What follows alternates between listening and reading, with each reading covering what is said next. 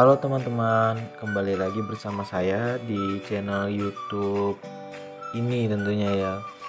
Nah, sebelumnya perkenalkan nama saya Tiana Chandra, NPM saya 121020321. Dan saya berasal dari kelas M Manajemen Sumber Daya Manusia.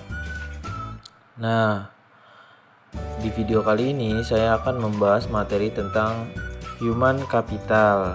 Nah, buat teman-teman yang belum tahu human capital itu apa, jadi istilah human capital pertama kali ditemukan oleh seorang ekonom bernama Theodore Schultz yang berpendapat bahwa meningkatkan kesejahteraan pada perusahaan tidak tergantung pada tanah, peralatan, energi, dan sumber daya, melainkan pada kompetensi dan pengetahuan dari pegawainya. Kemudian Theodore juga menjelaskan atau mendeskripsikan posisi human capital sendiri sebagai kemampuan sumber daya manusia yang diperoleh melalui investasi pada sumber daya manusia, yang mendeskripsikan bahwa human capital terdiri dari 4 hal. Yang pertama adalah kemampuan, yang kedua perilaku, yang ketiga ada usaha, yang keempat waktu, dan semua ini dimiliki dan dikendalikan sepenuhnya oleh pegawai. Ada 3 poin untuk mendeskripsikan 4 hal tadi. Yang pertama ada karakteristik, yang kedua ada kemampuan, dan yang ketiga ada motivasi. Nah, selanjutnya ada peran human capital. Untuk organisasi sendiri, human capital itu berperan sebagai kunci keunggulan organisasi itu sendiri. Nah, kunci keunggulan organisasi terdiri dari 3 kelompok aset. Yang pertama ada aset finansial, yang kedua ada aset fisik, yang ketiga ada aset tak berwujud. Hubungan kompetensi karyawan dengan human capital. Dalam meningkatkan kompetensi karyawan, tantangan utama yang harus diperhatikan yaitu kompetensi harus sesuai dengan strategi bisnis, dan kompetensi perlu diciptakan melalui lebih dari satu mekanisme. Ada 5 cara untuk meningkatkan kompetensi, yaitu yang pertama ada buy, yang kedua build, yang ketiga ada grow, yang keempat ada bronze, dan yang kelima ada bind. Transformasi peran divisi SDM. Model konseptual yang dikemukakan oleh Ulrich menggambarkan bahwa transformasi divisi peran SDM yang didasarkan pada 2 dimensi utama, yaitu dimensi operasional dan dimensi strategi.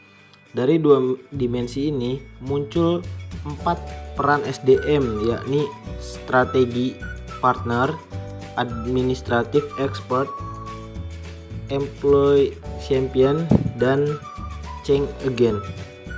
Tingkat pengukuran kompetensi dalam sistem pengukuran human capital itu sendiri dibagi menjadi 3 ya.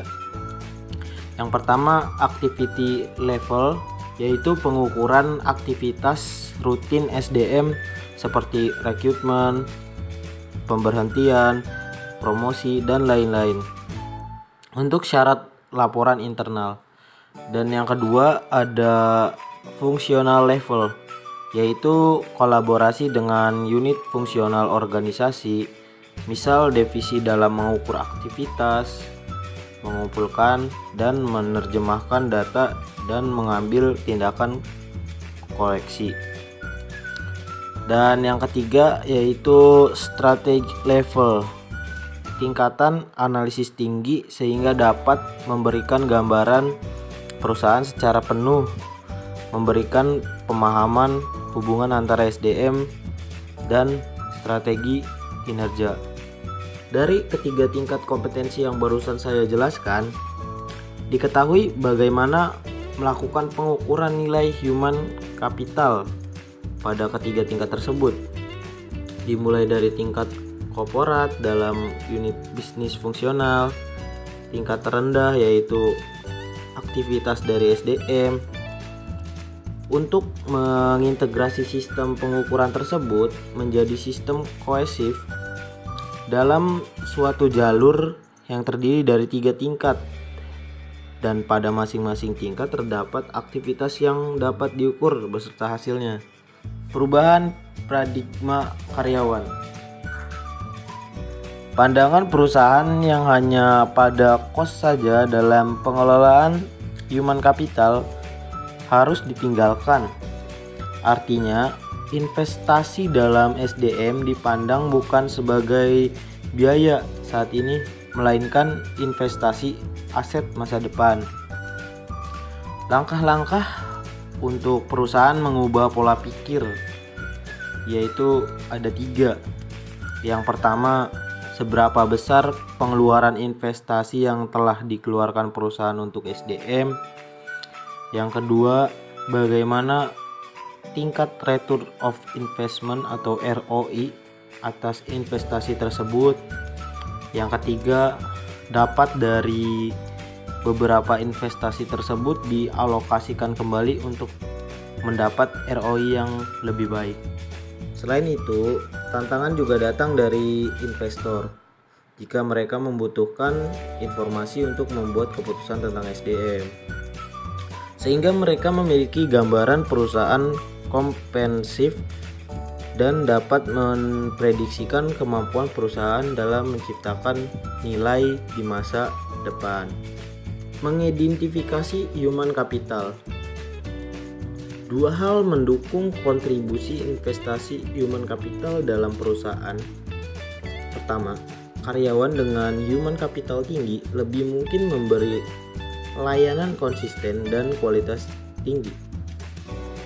Dan yang kedua, pelanggan potensial.